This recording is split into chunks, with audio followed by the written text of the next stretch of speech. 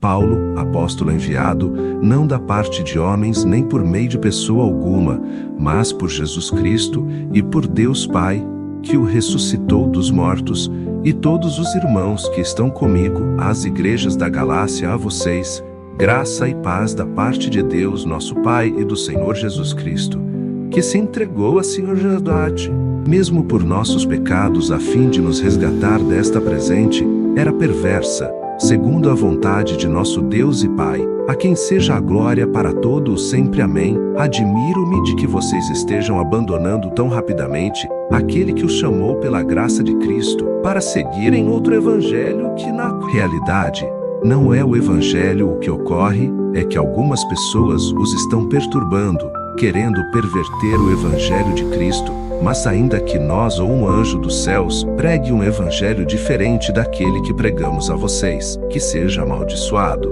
Como já dissemos, agora repito: se alguém anuncia a vocês um evangelho diferente daquele que já receberam, que seja amaldiçoado.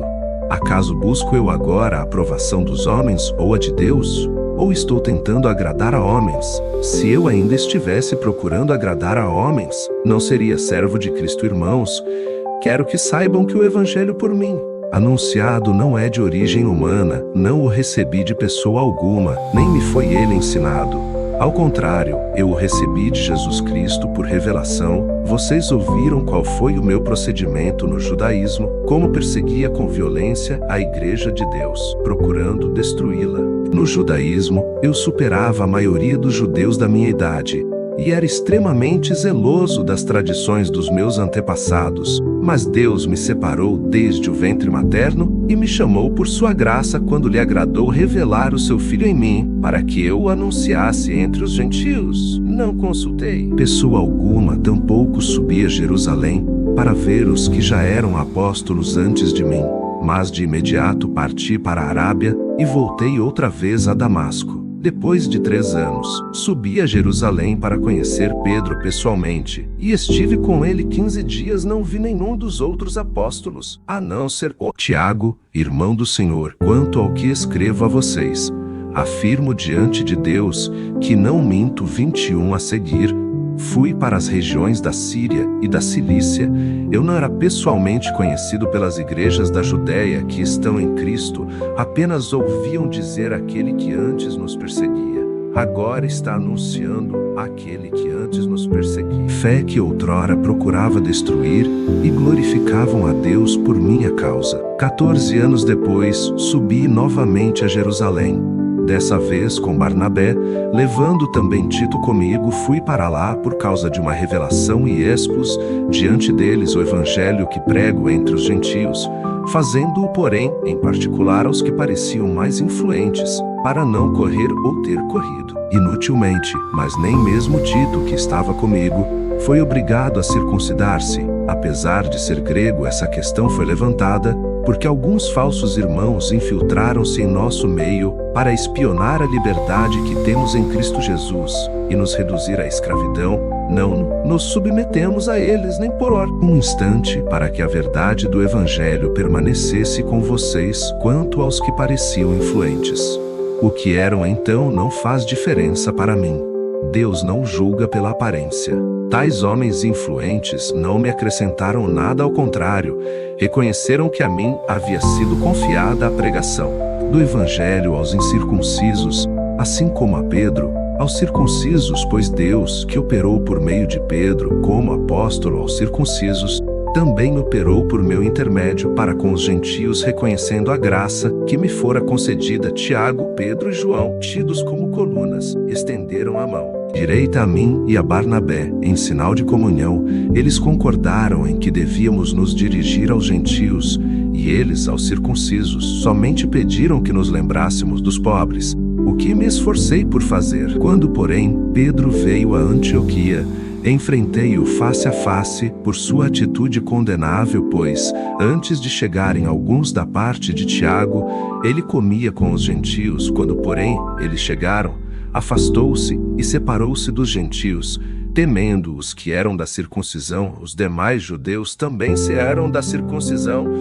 os demais judeus também se uniram a ele nessa hipocrisia, de modo que até Barnabé se deixou levar quando vi que não estavam andando de acordo com a verdade do Evangelho.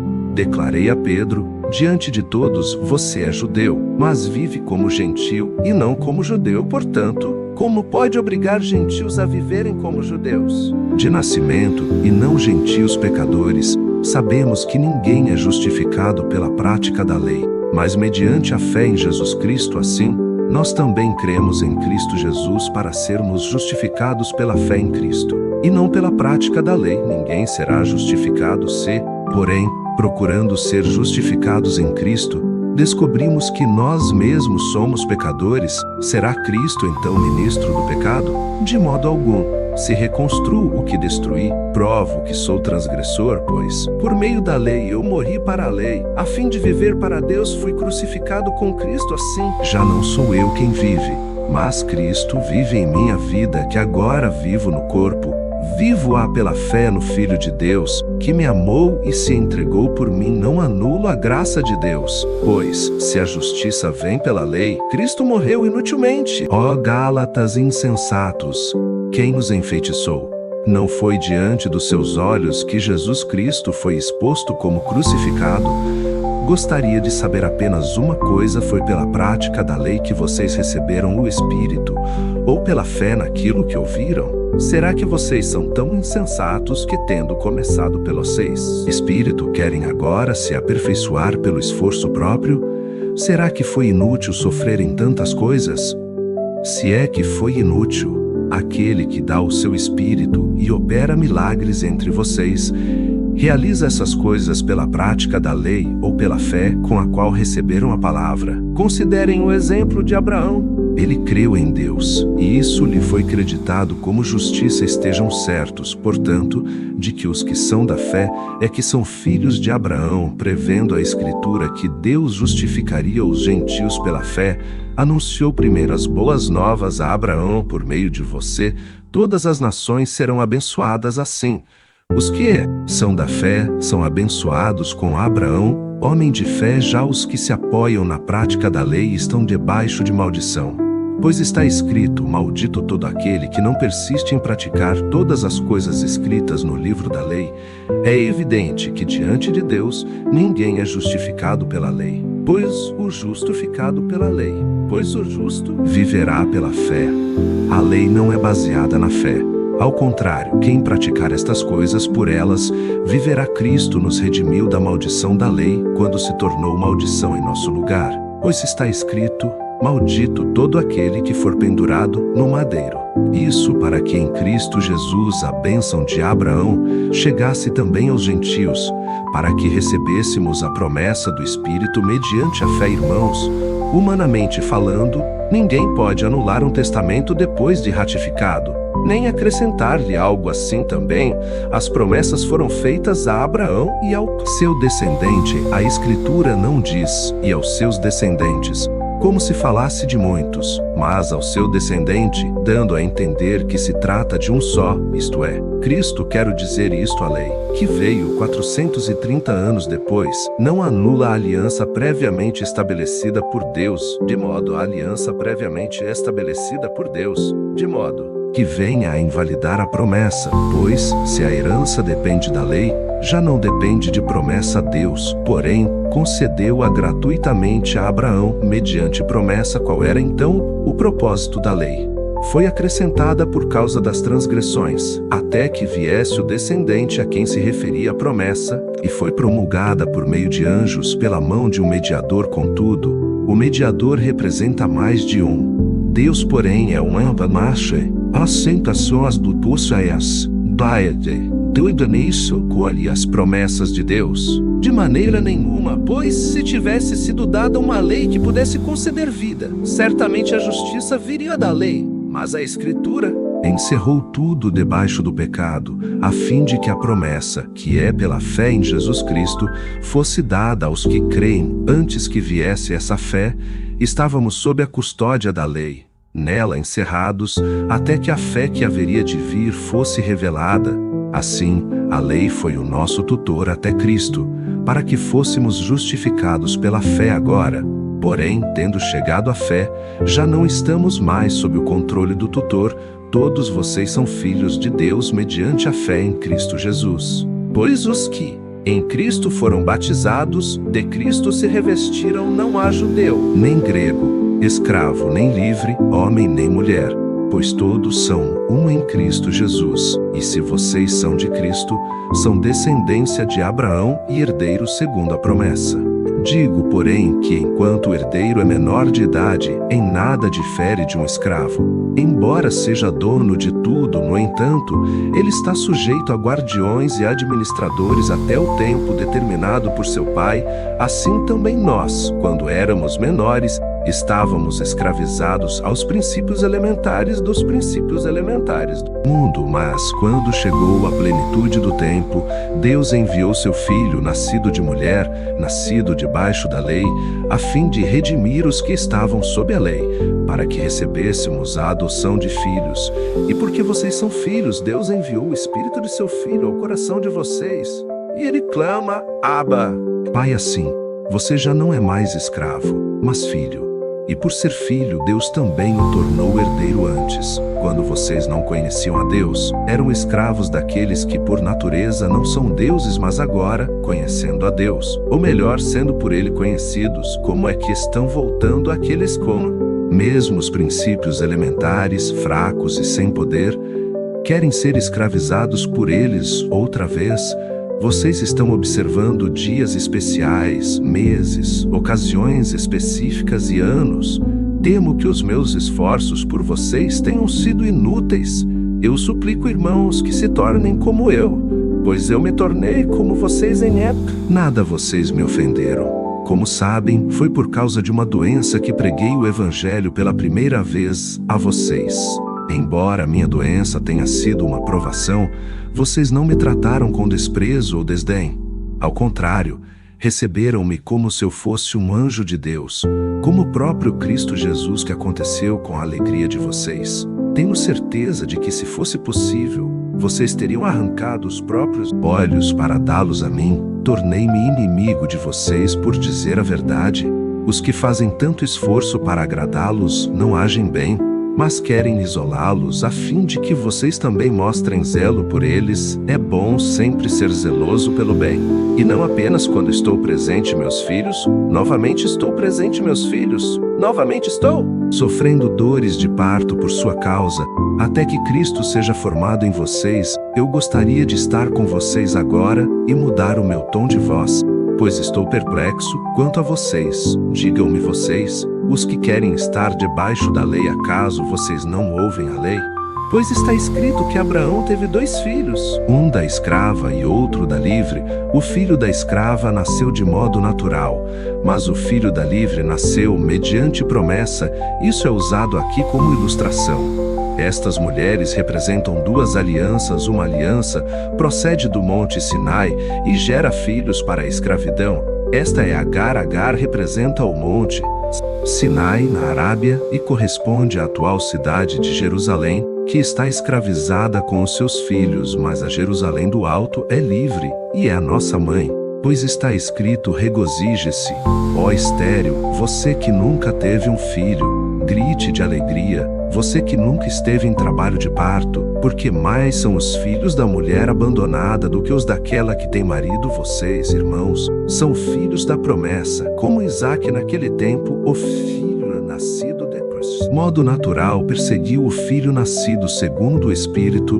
O mesmo acontece agora, mas o que diz a Escritura? Mande embora a escrava e o seu filho, porque o filho da escrava jamais será herdeiro com o filho da livre. Portanto, irmãos, não somos filhos da escrava, mas da livre. Foi para a liberdade que Cristo nos libertou. Portanto, permaneçam firmes e não se deixem submeter novamente a um jugo de escravidão. Ouçam bem o que eu, Paulo, tenho a dizer. Caso se deixem circuncidar, Cristo de nada lhe servirá. De novo declaro a todo homem que se deixa circuncidar que ele está obrigado a cumprir toda a lei. Vocês que procuram ser justificados pela lei, separaram-se de Cristo. Caíram da graça, pois é mediante o Espírito que nós aguardamos pela fé a justiça. que é a nossa esperança, porque em Cristo Jesus nem circuncisão tem efeito algum, mas sim a fé que atua pelo amor. Vocês corriam bem quem os impediu de continuar obedecendo à verdade? Tal persuasão não provém daquele que os chama. Um pouco de fermento leveda toda a massa. Estou convencido no Senhor de que vocês não pensarão de nenhum outro modo. Aquele que os perturba, seja quem for, sofrerá a condenação. Irmãos, se ainda estou pregando a circuncisão, por que continuo sendo perseguido? Nesse caso, o escândalo da cruz foi removido quanto a esses que os perturbam. Quem dera que se castrassem. Irmãos, vocês foram chamados para a liberdade, mas não usem a liberdade para dar ocasião à vontade da carne. Ao contrário, sirvam uns aos outros, mediante o amor. Toda a lei se resume num só mandamento: ame o seu próximo como a si mesmo. Mas se vocês se mordem e se devoram uns aos outros, cuidado para não se destruírem mutuamente. Por isso digo, vivam pelo Espírito, e de modo nenhum satisfarão os desejos da carne, pois a carne deseja o que é contrário ao Espírito. O Espírito, o que é contrário à carne. Eles estão em conflito um com o outro, de modo que vocês não fazem o que desejam. Mas, se vocês são guiados pelo Espírito, não estão debaixo da lei. Ora, as obras da carne são manifestas: imoralidade sexual, impureza e libertinagem, idolatria e feitiçaria, ódio, discórdia, ciúmes, ira, egoísmo, dissensões, facções e inveja, embriaguez, orgias e coisas semelhantes. Eu os adverti aqueles que praticam.